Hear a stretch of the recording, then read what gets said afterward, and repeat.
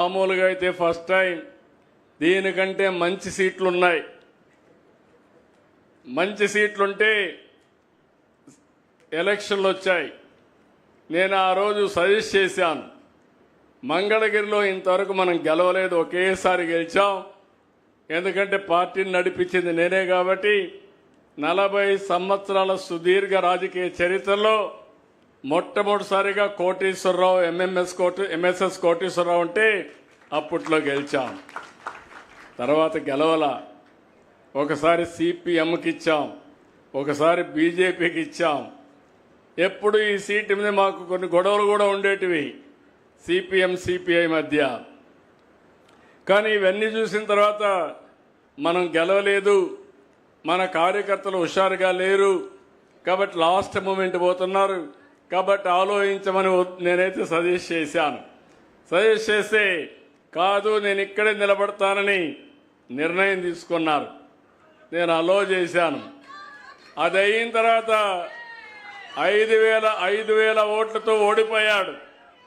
ఓడిపోయినప్పుడు అన్నాడు, నేను ఎక్కడైతే ఓడిపోయానో అక్కడే భయంకర అద్వితీయంగా గెలవాలి, మంచి మెజార్టీతో గెలవాలని పట్టుదలతో ముందుకు వచ్చాడు. అది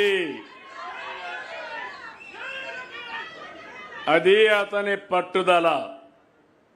మీలో కూడా సమస్యలున్నాయని పారిపోతే సమస్యలే మనల్ని ఫినిష్ చేస్తాయి.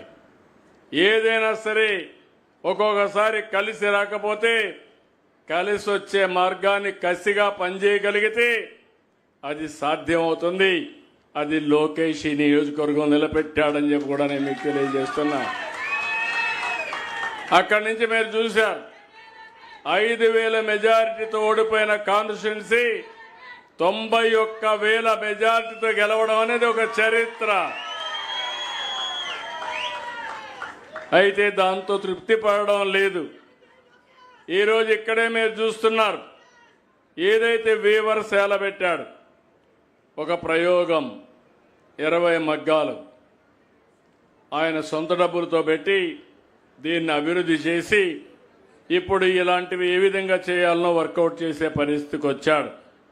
ఇంకో పక్కన ఇప్పటికే 3,000 కుటుంబాలకి ప్రతిరోజు అతనే వచ్చి మీకు బట్టలు పెట్టి పట్టాలు మీకు అందించాడంటే అది పేదవాళ్ళ పట్ల, చేనేత పట్ల అతనికి ఉండే గౌరవం.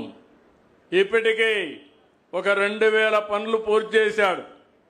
ఆయన ఆలోచన ఒకటి, రాష్ట్రంలోనే ఒక ఆదర్శ నియోజకవర్గంగా ఈ మంగళగిరి ఉండాలనేది అతని సంకల్పం. తప్పకుండా నెరవేరుతుందని నేను ఆశిస్తున్నాను. ఎందుకంటే డిజర్వింగ్గా కూడా.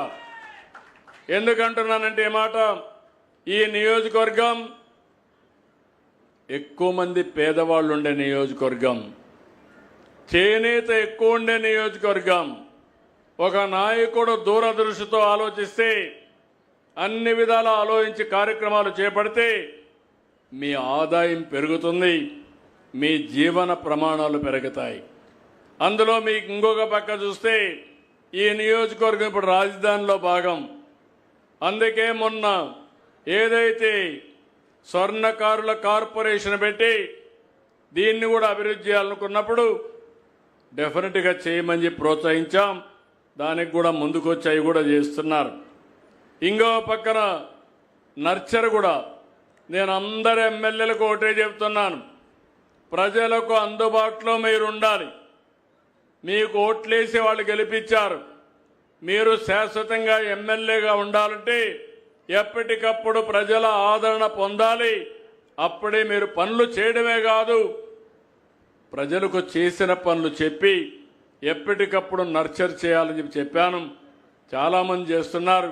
వాళ్ళందరిలో కూడా నేను చూస్తే లోకేష్ అయితే ఒక్క అడుగు ముందుకేసి ఎప్పుడు టైం దొరికితే అప్పుడు నియోజకవర్గానికి వస్తున్నాడు. ఇది కూడా ఒక మంచి సాంప్రదాయం అని చెప్పి కూడా నేను మీ అందరికీ తెలియజేస్తున్నా. ఇంకో పక్క ఇక్కడ నామినేట్ పదవుల్లో కూడా నేతలకు తగిన గౌరవం దొరికింది. పద్మశాలి కార్పొరేషన్ నందం అబద్దయ్య ఫస్ట్ నుంచి పార్టీలో ఉన్నాడు, నమ్ముకున్నాడు, పెద్ద మనిషి, అందుకే పార్టీ గౌరవించాం.